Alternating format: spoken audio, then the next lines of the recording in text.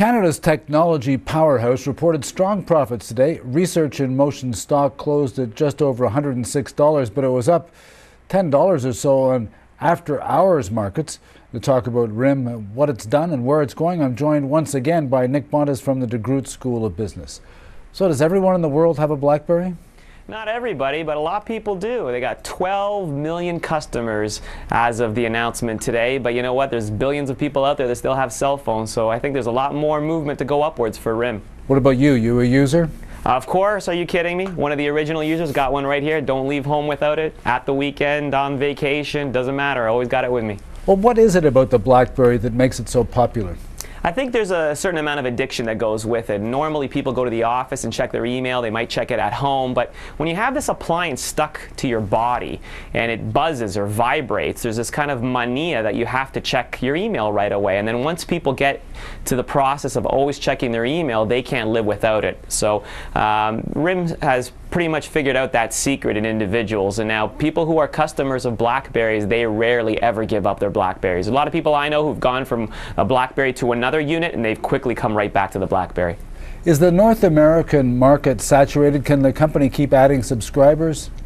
Well, I wouldn't say that we're super saturated in North America yet. There's still a little bit more growth, but obviously the significant growth left for RIM is going to be in the developed countries like in Africa, as well as Eastern countries in the Far East, as well as India. And you'll notice that a significant amount of their R&D as well as their marketing efforts for creating new channels of distribution are going outside of North America. So that's where they're pushing for most of their growth. When you're talking about Africa, you know, remember that cell phones jumped over wired phones totally.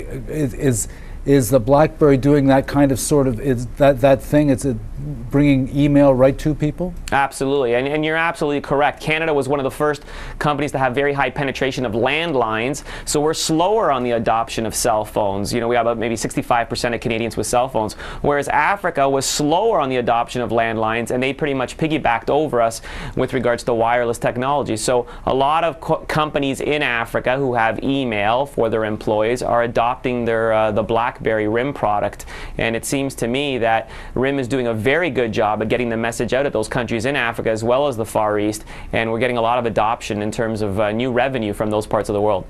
What about its battle with the iPhone? I hear that there are rumors that it's coming out with a touch screen like the iPhone. So of course I did my spy work, and the way you do spy work is you go to the U.S. Patent Office website and you download diagrams that come from RIM. And sure enough, they filed for a patent application for a brand new Blackberry. They have a nice little picture of it, and you can see it. It's dubbed the Blackberry 9000. It's the next generation Blackberry, and it's very similar to the iPhone in that it has a touch screen.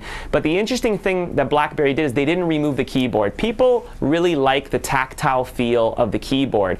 iPhones do not have the keyboard at all, but the Blackberry 9000 has the choice for the keyboard. The actual keyboard slides up over the screen, and if you want to not use the keyboard, it slides back down again, and you have the full touch tone screen. Well, some people complain that the weaknesses of the Blackberry might be that it doesn't have as good a phone book as the Palm, for instance. Well, there are other weaknesses, but you'll see that with every new generation Blackberry coming out, they come up with new functionality. People used to complain that it never had a camera, and now the new versions of the Blackberry, the Curve and the Pearl, have a camera. People complained it never had GPS, now it's got GPS. People complained that the iPhone had Wi-Fi and the Blackberry didn't. Now the Blackberry has Wi-Fi as well. So every time consumers argue for a new type of functionality, Blackberry is very, very quick to launch it in their new device. On a day when the dollar back at par, a lot of exporters complain about the high value of the Canadian dollar. Does that affect RIM at all?